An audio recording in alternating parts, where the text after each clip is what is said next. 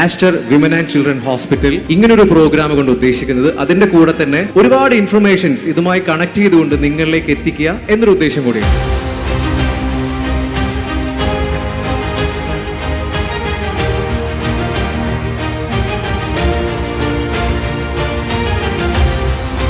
ഒരു കുട്ടി ഒരു ബ്ലാങ്ക് സ്ലേറ്റ് ആണ്, ഒന്നുമില്ലാത്തൊരു സ്ലേറ്റ് ആണ്. നിങ്ങളാണ് ആ കുട്ടിയുടെ സ്ലേറ്റിൽ വരയ്ക്കുവാണോ, കുത്തി വരയ്ക്കുവാണോ, നേരെയാണോ വരയ്ക്കുന്നത്, ചെരിഞ്ഞാണോ വരയ്ക്കുന്നത്, കറക്റ്റ് ആയിട്ടാണോ വരയ്ക്കുന്നത് തീരുമാനിക്കുന്നത്. നിങ്ങളെ കണ്ടുകൊണ്ടാണ് കുട്ടി വളരുന്നത്.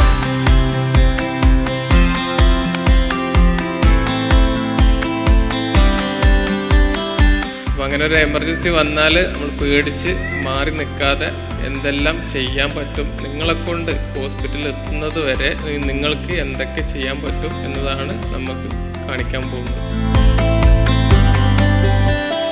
കുട്ടീനെ കമഴ്ത്തി കിടത്തുക. നമ്മൾ ഈ കുട്ടീൻ്റെ 2 കാല് സെക്യൂർ ആക്കി വെക്കണം. ഇതുപോലെ കുട്ടീൻ്റെ ഹെഡിൻ്റെ പൊസിഷൻ കുറച്ച് താന്നിട്ട് വേണം നിൽക്കാൻ. കാരണം ഉള്ളിൽ പോയ സാധനം പുറത്ത് വരണമല്ലോ, അതിന് വേണ്ടിയിട്ടാണ് പൊസിഷൻ ചെയ്യാൻ. പിന്നെ ബാക്കിൽ തട്ടിക്കൊടുക്കണം.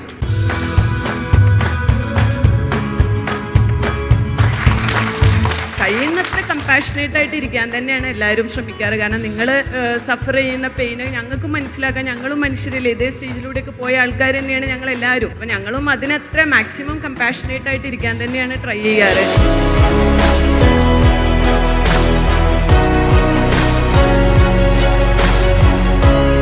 നമ്മൾ റെസ്റ്റ് എടുക്കേണ്ട കണ്ടീഷൻസ് അത് പ്രത്യേകം ഡോക്ടർ നിങ്ങൾക്ക് അഡ്വൈസ് തരുന്നതായിരിക്കും. അല്ലാതെ ഒരു നോർമൽ പ്രഗ്നൻസിയിൽ നോർമലി നോൺ പ്രഗ്നൻ്റ് ആയിരിക്കുമ്പം ചെയ്യാവുന്ന ആക്ടിവിറ്റീസ് ഒക്കെ ചെയ്യാം.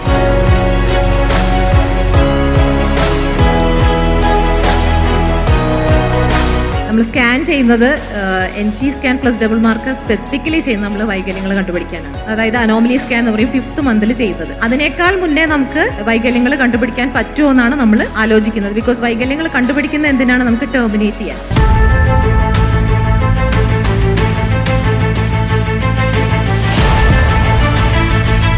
നിങ്ങൾക്ക് ഈ ഇവൻ TT തരുന്നത് പോലും ബേബിനെ പ്രൊട്ടക്ട് ചെയ്യാൻ വേണ്ടിയിട്ടാണ്. It's not for you. നിങ്ങളുടെ വാക്സിനൊക്കെ നിങ്ങൾ പണ്ടേ എടുത്തു. ശരിക്കും പറഞ്ഞാൽ ബേബി വന്ന 6 ആഴ്ച കഴിഞ്ഞിട്ടാണ് നമ്മൾ ഈ TT ടെറ്റനസ് കൊടുക്കുന്നത്, കുട്ടിക്ക് കൊടുക്കുന്നത്. അപ്പോൾ അതിനെതിരെ പ്രൊട്ടക്ട് ചെയ്യാൻ വേണ്ടിയിട്ടാണ് നിങ്ങൾക്ക് ആ വാക്സിൻ തരുന്നത്.